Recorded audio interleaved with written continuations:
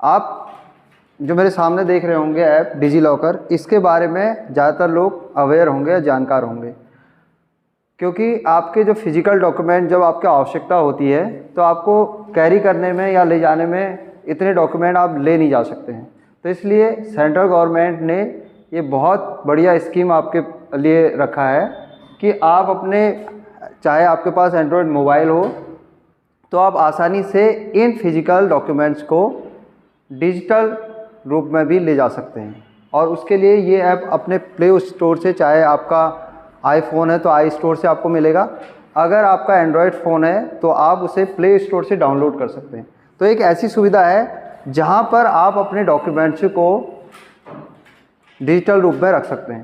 तो हमारे लिए ये जो यूज़फुल होना है, एकेडमिक डॉक्यूमेंट को भी आप यहाँ से प्राप्त कर सकते हैं। तो इसके लिए जो AICTE है और UGC है, ये जारी कर रही है कि आपके जितने भी फिजिकल डॉक्यूमेंट हैं वो आपके एक ही जगह पर आपके सारी सर्टिफिकेट आपको मिल जाए।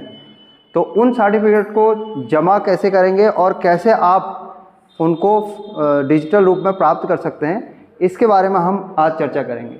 तो ये ऐप में सबसे पहले, अगर आपका साइन इन ऑलरेडी है तो आप डायरेक्ट लॉगिन कर सकते हैं। अगर आप साइन अप नहीं है, आप पहली बार अपना अकाउंट बना रहे हैं, तो आपको ये पेज दिखाई देगा और इसकी साइट है digilocker.gov.in। इस पे जब जाएंगे तो आपका ये नाम पूछेगा पहले। तो सबसे पहले आप अपना नाम डाल देंगे इसमें। मैं एक रैंडम नाम ले लेता हूँ किसी का।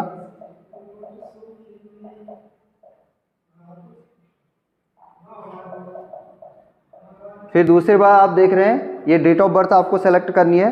तो ये डेट ऑफ बर्थ के बाद जो भी एप्लीकेबल है, आपका जेंडर, तो आप वो सेलेक्ट कर लेंगे। उसके बाद मोबाइल नंबर, ध्यान रखेंगे आप मोबाइल नंबर वही नंबर यहाँ रजिस्टर करें जो आपके आधार से लिंक हो, अदरवाइज़ आपके लिए फिर से इसको रजिस्टर आधार से करवाना पड़ेगा। तो सबसे पहले आप ये ध्यान रखिएगा कि आपका जो भी मोबाइल नंबर हो वो मोबाइल नंबर हो जो आधार से लिंक हो।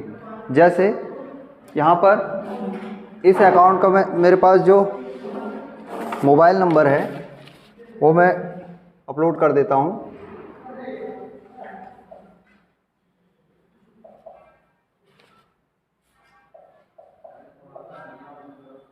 और ईमेल आईडी,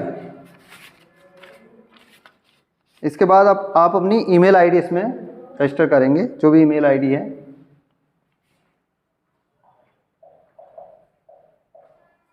देन उसके बाद आपने जो भी पिन इसमें डालना है, मैंने रैंडम पिन डाल रखा है, तो आप जो भी पासवर्ड डालना चाहें वो इसमें डाल सकते हैं और इसको सबमिट करेंगे। सबमिट करने के बाद ये अकाउंट जिसे आपने अभी नंबर भेजा था या जो नंबर आपने रजिस्टर साइन अप के लिए किया है, उस पर एक OTP आता है। तो जो OTP है वो आप यहाँ पे OTP दर्ज करेंगे। यहाँ पे आप देख रहे हैं कि आपको ये आईडी अब आपके लॉगिन क्रेडेंशियल के बाद आप इस तरीके से कुछ खुलेगा ये, और फिर आप देखेंगे आपके इश्यूड डॉक्यूमेंट जो आपके पहले से इशू हैं वो इसमें होंगे। तो हमें क्या करना है, अपने एकेडमिक डॉक्यूमेंट्स को यहाँ स्टोर करना है।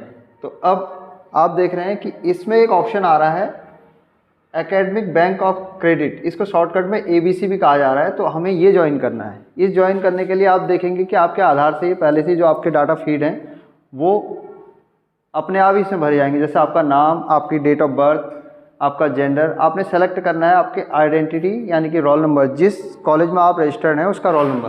तो रोल नंबर आप या बाकी चीज़ें से इनरोलमेंट नंबर, न्यू एडमिशन जो भी हैं उससे लॉगिन कर सकते हैं। मैं यहाँ रोल नंबर से रजिस्टर करना चाहूँ। उसके बाद आप अपना ईयर सेलेक्ट करेंगे। ईयर सेलेक्ट करने का मतलब जिस ईयर में आपने एडमिशन लिया है, और देन उसके बाद आपके इंस्टीट्यूट का नाम।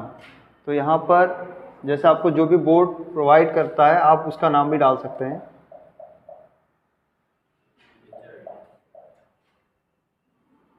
जैसे मैं यहाँ Uttarakhand board of technical education को सेलेक्ट कर रहा हूँ, तो ये आप करेंगे।